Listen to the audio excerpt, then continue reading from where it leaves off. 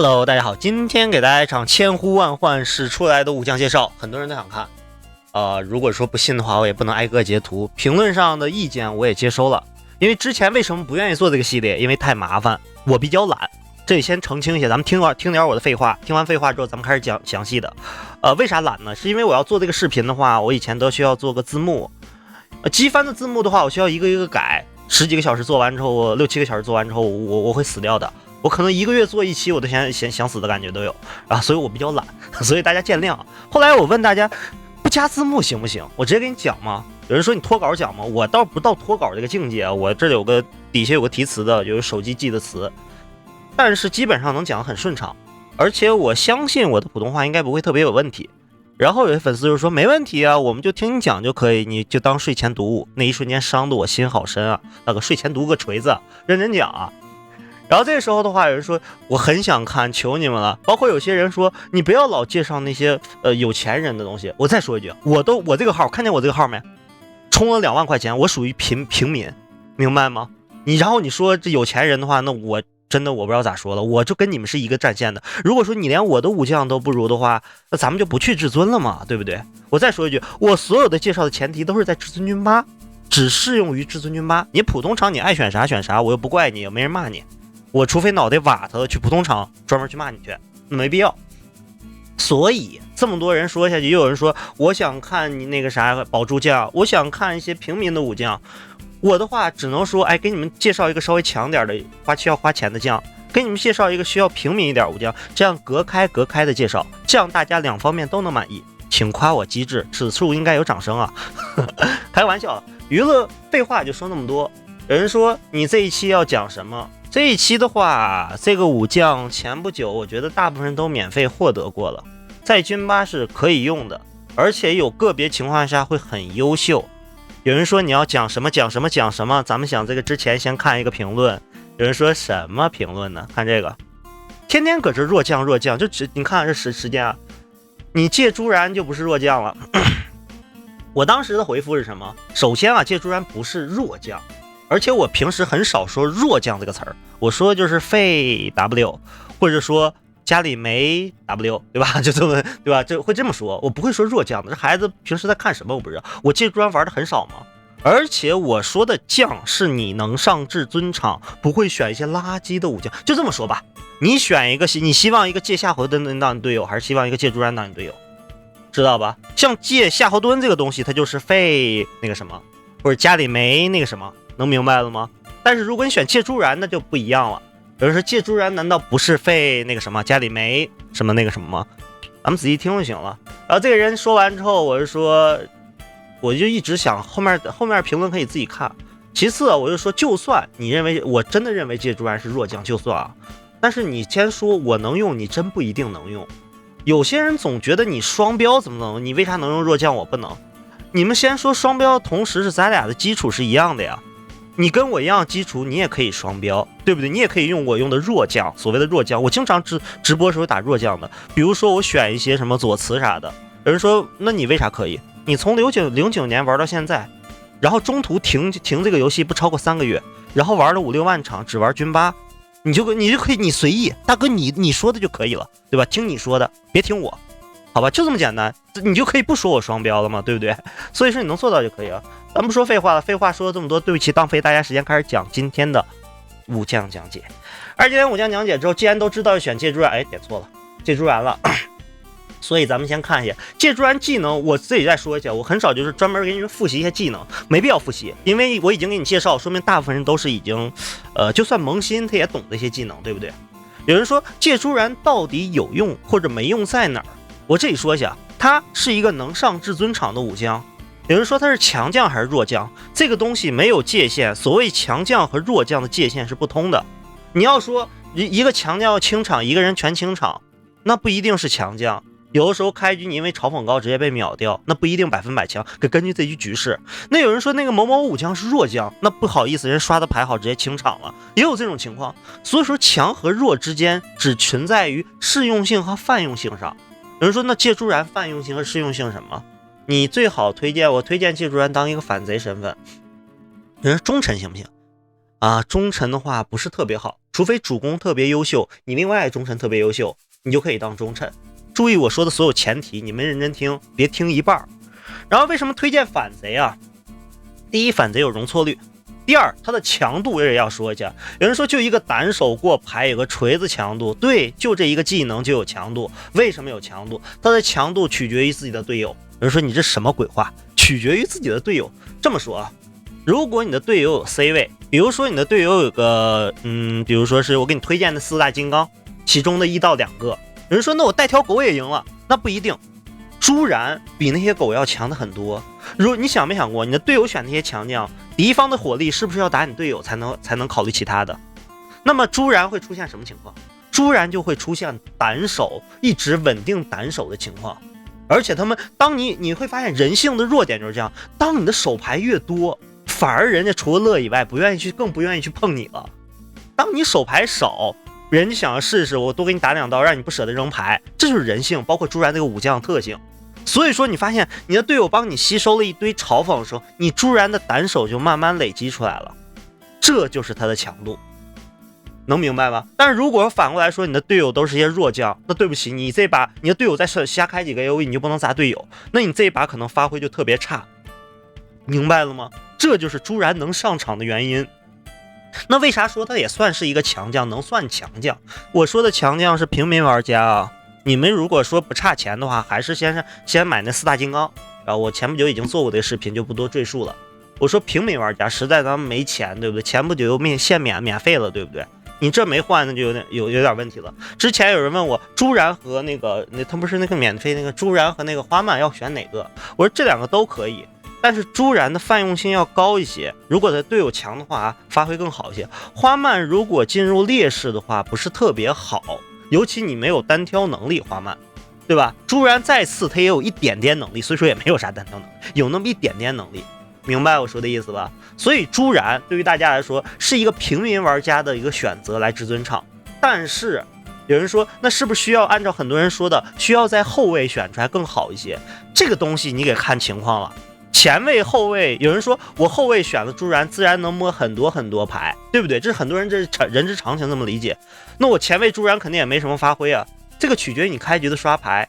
如果说你在后卫，你尤其现在的至尊军吧的环境，你在后卫一直选朱然，可能轮不到你，可能有些人就被推掉了，结束了，人扩大成优势了，朱然也会捉襟见肘，很麻烦。你要毕竟前卫也有一定的发挥，但前卫的问题就是刚才我说的，你的手牌不够多，累积不起来，可能别人直接二话不说就动你了，动完你之后，屋漏偏逢连夜雨，厄运专找苦命人，你本来被别人动完之后不能摸牌，别一群人都动你，那你就麻烦了。所以这里面的前提，刚刚说的，回到刚才的前提，你需要一个强你嘲讽的队友，当然是强将，你至少选这个武将，没人说你拖后腿。有人说，那他的强度到底在哪里？举个简单的例子啊，他单手一直摸牌，他有一定的摸牌量，这个摸牌量说稳定也稳定吧，也算是稳定，对吧？如果说你队友帮你吸收嘲讽，一群人打你队友的话，就是很稳定的摸牌。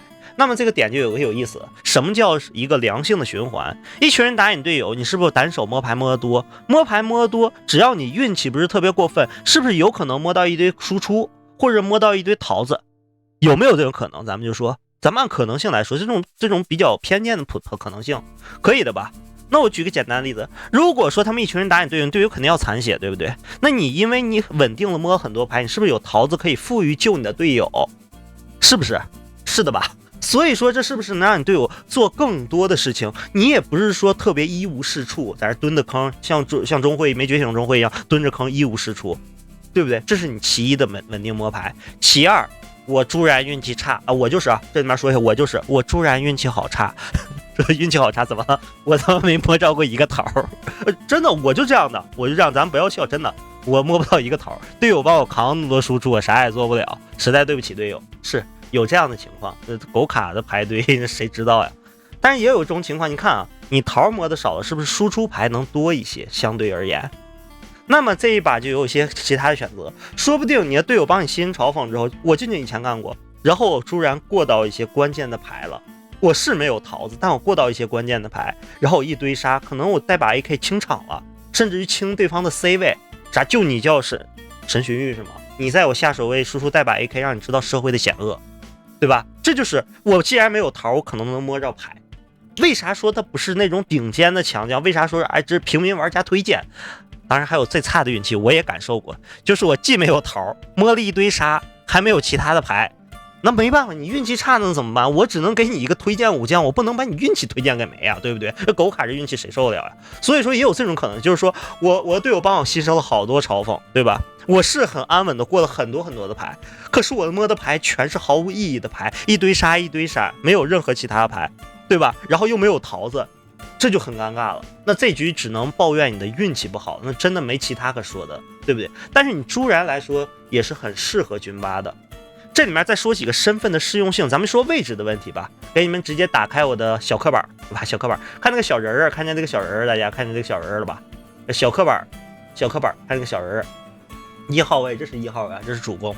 朱然很多情况一群人推荐你就在这些位置选，对吧？这些我就不对述了。后卫朱然有一定的发挥，甚至你多刷点防御，哎，挺不错的。我刚刚也说过，缺点就是现在的节奏太快了，可能没轮到我。经常6号位，这6号位不算特别后吧？前面人已经把主攻干没了，跟你这局有毛线关系？这一局，对吧？你就纯看戏了，就是很尴尬，很尴尬。那有的时候，那我前卫选行不行？那个看你的情况，你前卫选的话不是不行，我记着说不是不行，但收益会降少一点。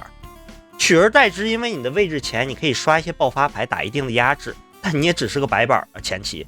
能明白我说的意思吧？而且当你打完一套压制，比如说你2、3号位打完一套压制之后，你手牌肯定不如那么多的，后面忠臣得打你一个准，而且你摸不起来牌，这是朱然的短板。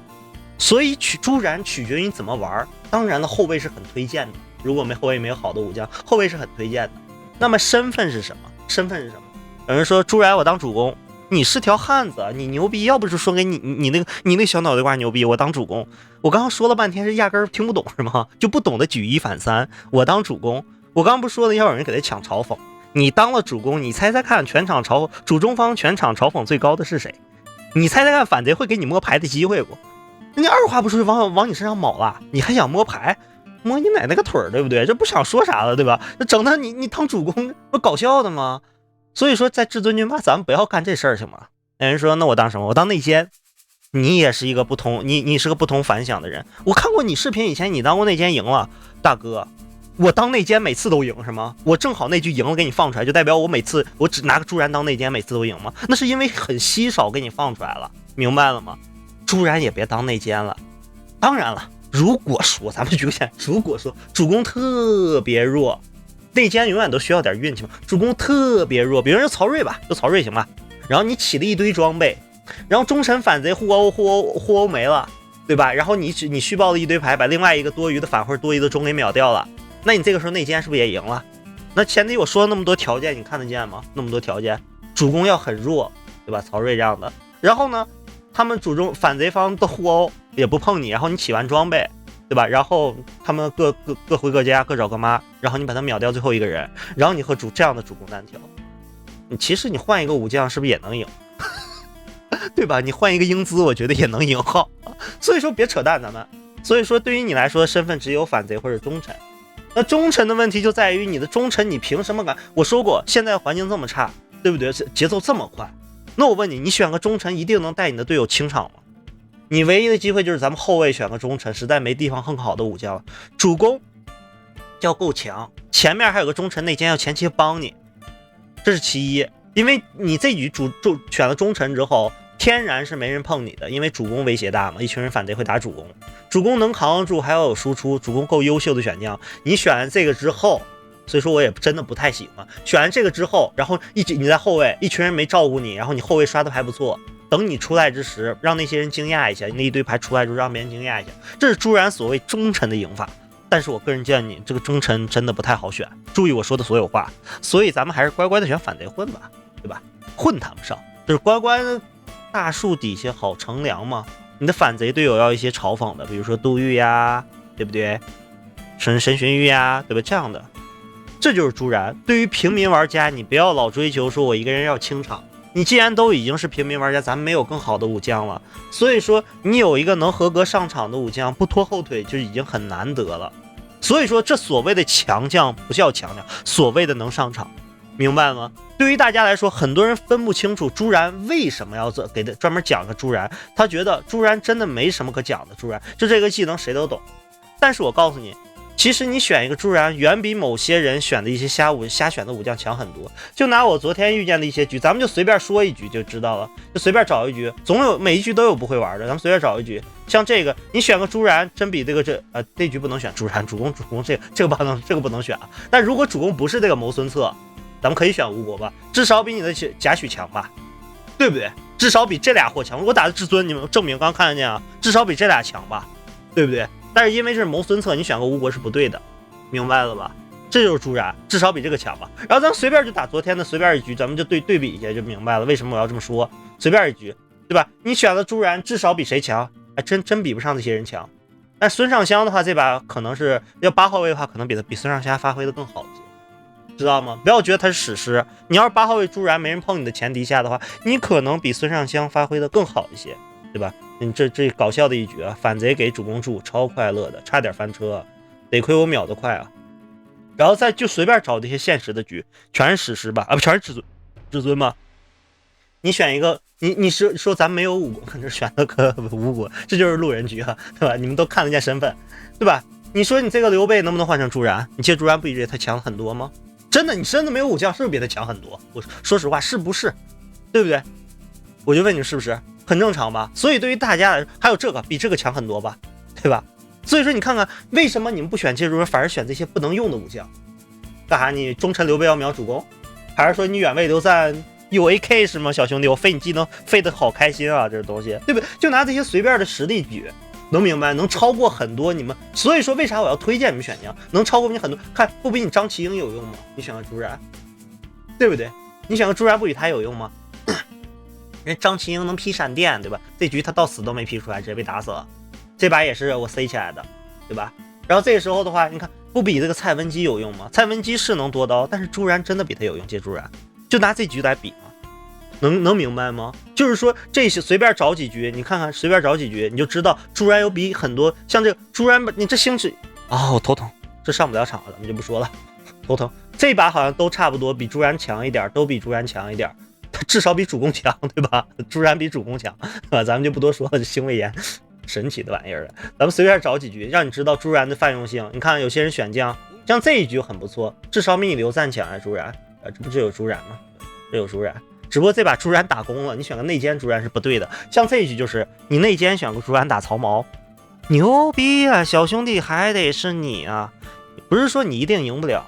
比如说我说过曹髦怕什么？怕加一和盾。如果说你状态都是满的情况下，前面人都死光了，然后你又有加一和盾，曹髦血量也压低，你这把内奸有可能赢。但是正常来说，你要和这种状态曹髦，你这个状态和曹髦这个状态打的话，耶稣也救不了你。你这还打工呢，孩子，这局还打工呢，咱也不多说了，这输的局嘛，人家想打工，咱们就不多说。像斗地主，比如说烧斗地主，朱然行不行？废话，肯定不行，那军阀的武将，斗地主一共仨人，你要摸几张牌，一共仨人，这不扯淡的吗？对不对？斗地主选个朱然，这不真疯了？随便找几局现实中的局就知道，你的朱然其实并不差。像这一局，朱然不比7、8有用吗？对吧？8如果换成借蔡文姬则好点，做个好辅助，不比7有用的多得多吗？现在能明白朱然的用处了吧？很多人不知道武将对比强度，你对比起来就知道这一局的强度如何了。很多人不知道，这是最尴尬的点，明白了吧？还有朱然，咱们就说一下他那个泛用性啊。朱然呢？有人说我买了一个朱然，但是我打的时候经常会出现一些力不从心的，很正常，大哥，深呼吸很正常。有人说为啥？你以为你是谁？你就是个标了个史诗能够免费获得的一个武将，你不管让你一个免费获得武将吊打人神荀彧，你是不是这个点子有点稍微过分了？吊打别人杜预，吊打别人曹髦，你这样的是不是有点过分了？我说的半天都是说给你们平民玩家一条出路，就是说我选的这个武将，至少你不可能喷我啊，前提我打的是对的啊，至少你不能喷我选将弱，明白吗？我选这个武将是能够合格的理直气壮站在至尊场待着的，而不是说我选一个很奇怪的武将，比如选个张搜啊，我要给别人传递关键牌，我都快想笑尿了。选一个不动白在旁边杵着，他比这些要强的很多。但是朱然，我一直在说最后一个注意的点，就是说所谓的恶性循环和良性循环，朱然就是人性中最典型的一个代表。